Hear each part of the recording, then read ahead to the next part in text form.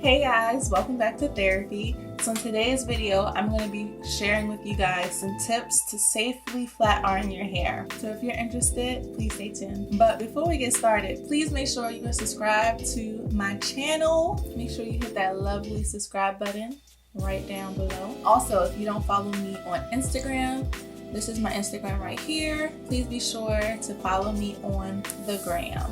All right, so it has been at least 2 years since I flat ironed my hair. It's been 2 years, and some of that has to do with just the way my hair was when it was longer, broken off, chemical damage from the coloring. I just did not feel safe about flat ironing my hair during that time. So I simply didn't. I didn't stay away from heat because I'm against flat ironing your hair at all or anything like that. I think flat ironing your hair can be extremely fun, and it's different, especially if you've gone natural for a while and you used to flat iron your hair like every 2 weeks or so. So I definitely love the flat ironed look on my hair. I just simply stayed away from it because of the health of my hair. So that takes us to tip number 1.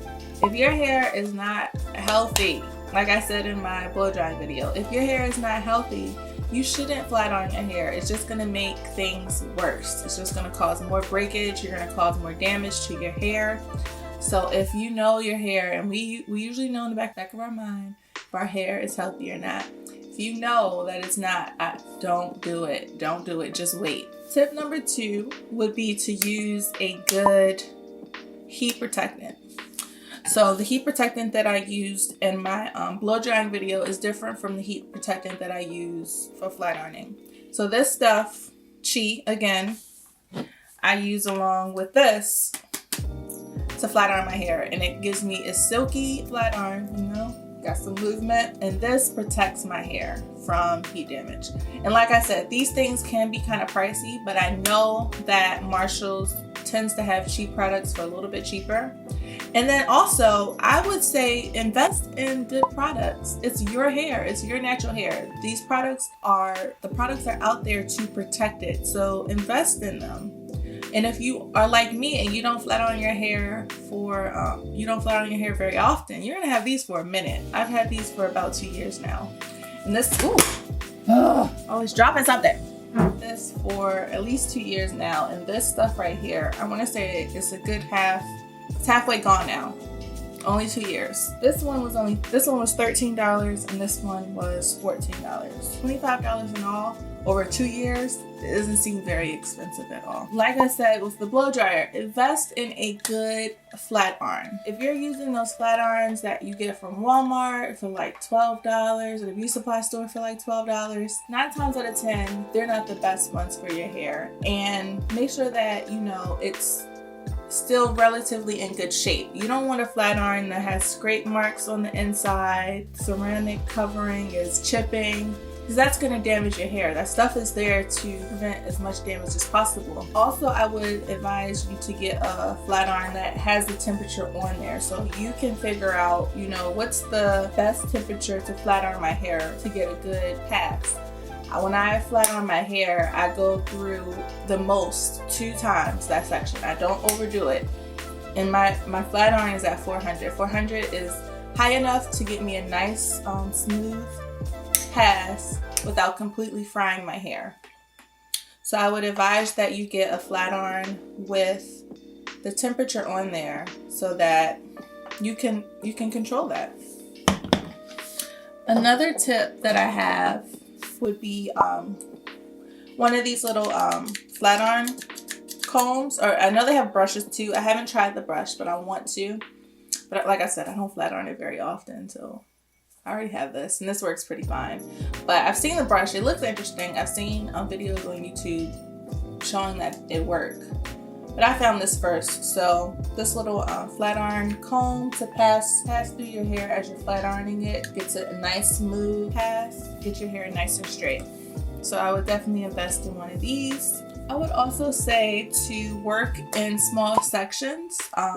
It may take longer, but for someone like me who doesn't flat iron their hair very often, this is it for the year. This is it. I'm only doing this once, it's gonna last however long it's gonna last, and that's it. So I want to make sure when I am putting my heat to my hair, I'm doing it in small sections so I can get the best results for that 1 year that 1 year that I can. So yeah, work in small sections. And then my last tip would be to invest in an anti-humectant. I had to get YouTube to tell me how to say those words. Humectant. I know I was saying it right. Invest in a good anti-humectant. So this one I've had for over 2 years. I had this back when I was in college. Avita Brilliant Anti-Humectant Pomade. This stuff, I definitely feel like this stuff made a difference in the humidity. It is wintertime here in Maryland, and it's cold, so I don't have to worry too much about humidity, but there is a small percentage of it some days. So this definitely helps to fight against that humidity and protect my hair while it's like straight, keep it straight longer. Yeah, so I think I got this off the Amazon. This too was probably, I think this was a bit pricey too, but I've had, like I said, I've had this for years.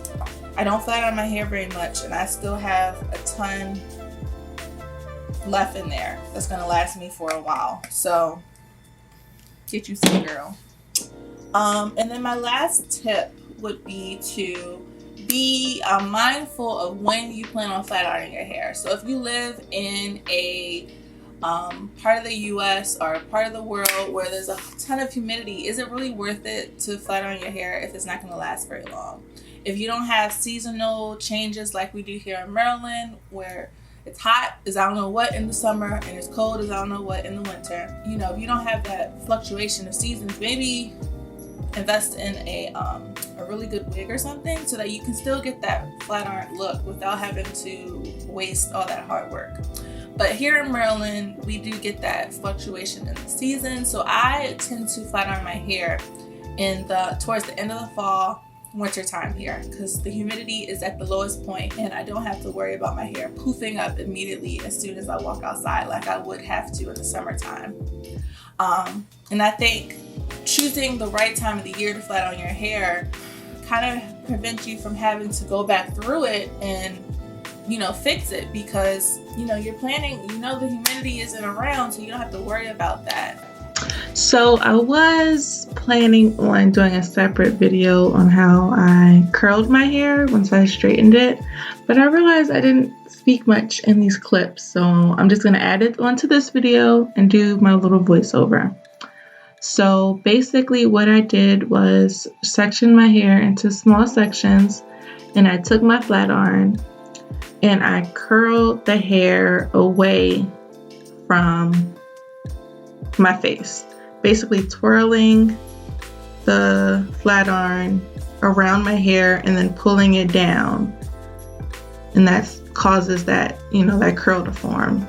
And once I got my curl nice and cute, I don't fluff it out. I let it cool down and set, and I go to the next section and repeat the steps, curling away from my face so that it frames my face perfectly. So yeah, so that's basically what I did. Some additional clips giving you a closer view. I still haven't figured out if it's easier for me to do this on my left side of my head or my right side, but it takes practice. It takes practice to get down good flat iron curls. So this is me with all my curls, still letting them cool down, and then I'm going to fluff them out.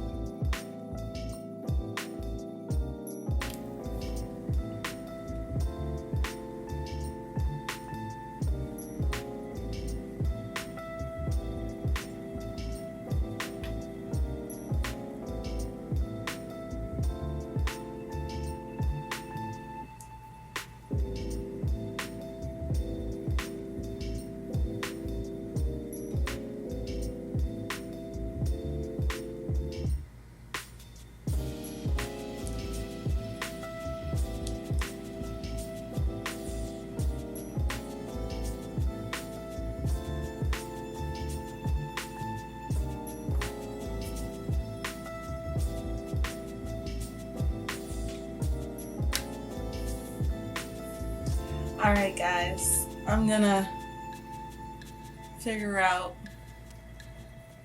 how I need the curls to be, but this is the final look. I hope that you guys enjoyed this video. I hope that it was helpful. Make sure you give it a big thumbs up and subscribe to my channel if you are not already, and I will see you guys in the next one.